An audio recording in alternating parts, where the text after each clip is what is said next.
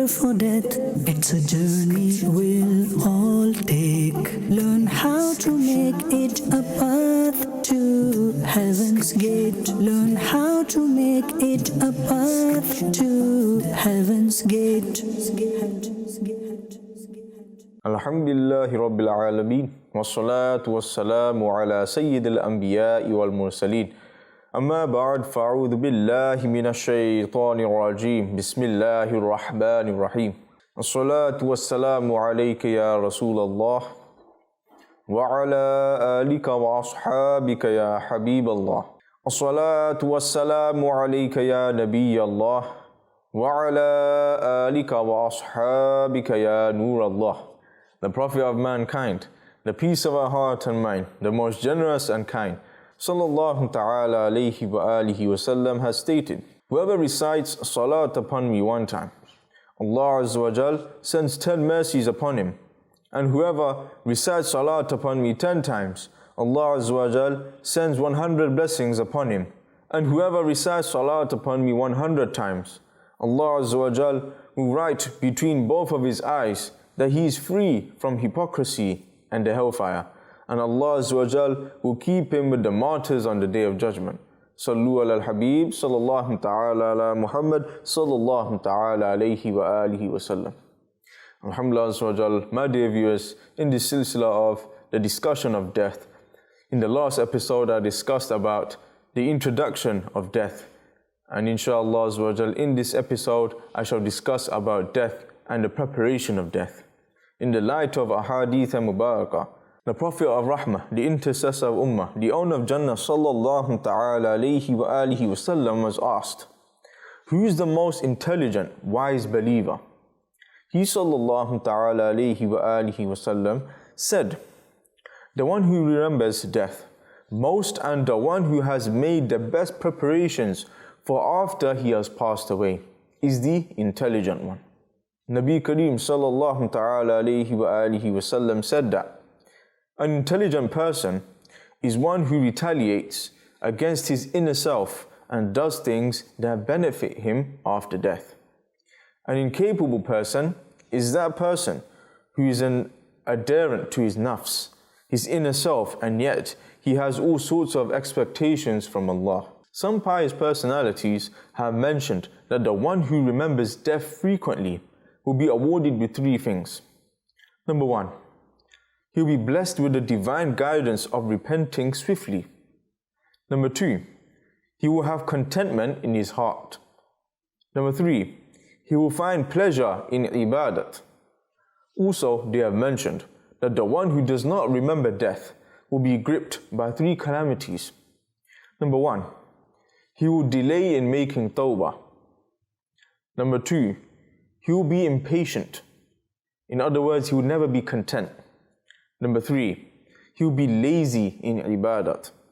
Tamimi mentions that 2 things have made the pleasures of this world seem hopeless to me: the remembrance of death and standing in the divine court of Allah Almighty. Now let's look at some of the statements of our pious predecessors. Hazrat Abu Darda radiallahu ta'ala an reported, soon after listening to an eloquent piece of advice, people quickly become oblivious. Death is sufficient as advice. Time is sufficient to cause separation. Today we are in our homes and tomorrow we shall be in our graves. Hazrat Raja bin Hayat radiallahu ta'ala an reported, one who remembers death frequently will forget jealousy and worldly pleasures. Hazrat Tariq Maharibi radiallahu ta'ala an, that he said that Rasulullah sallallahu ta'ala alayhi wa alihi wa sallam told him, prepare for death before death comes to you. Hazrat Aun bin Abdullah radiallahu ta'ala an says, one who really knows about death never includes the next day in his life, because many people who are alive in the beginning of the day do not complete the day. Also, many people who expect to see tomorrow never tend to realize this expectation. And if you had to observe death and its speed, then your expectations, in other words, your aspirations and arrogance, would fade away. Hazrat Ka'ab radiallahu ta'ala an reported, for the one who recognizes death, the hardships and sorrows of the world become easy upon him.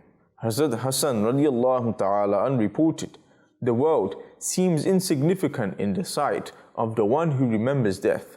Hazrat Qatada radiallahu ta'ala an reported, there are glad tidings for one who remembers death. A woman complained to Sayyidah Aisha Siddiqa radiallahu ta'ala anha that she had become hard-hearted. She radiallahu ta'ala anha said, think of death abundantly. Hazrat Ali radiallahu ta'ala an said, people are asleep and they will only awaken after they die. Now let's look at the deeds that assist one in remembering death in the light of the Ahadith Mubarakah. The final Prophet sallallahu ta'ala alayhi wa alihi wasallam said, make ziyarah of the graves. In other words, visit the graves, as this reminds you of death. Hazrat Anas radiallahu ta'ala an reported that the Prophet sallallahu ta'ala alayhi wa alihi wasallam said, I initially forbade you from visiting the graves. Now visit the graves, as it softens the hearts and brings tears to the eyes, and do not say foolish words. Those who regard visiting mazars as impermissible are going against this hadith of Rasulullah sallallahu ta'ala alayhi wa alihi wasallam.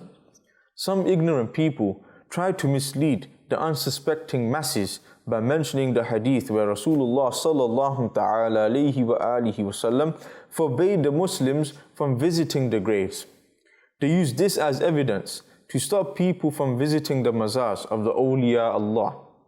They do not quote the previously mentioned ahadith wherein Rasulullah sallallahu ta'ala alayhi wa alihi wasallam clearly states that he initially forbade the Muslims from visiting the graves.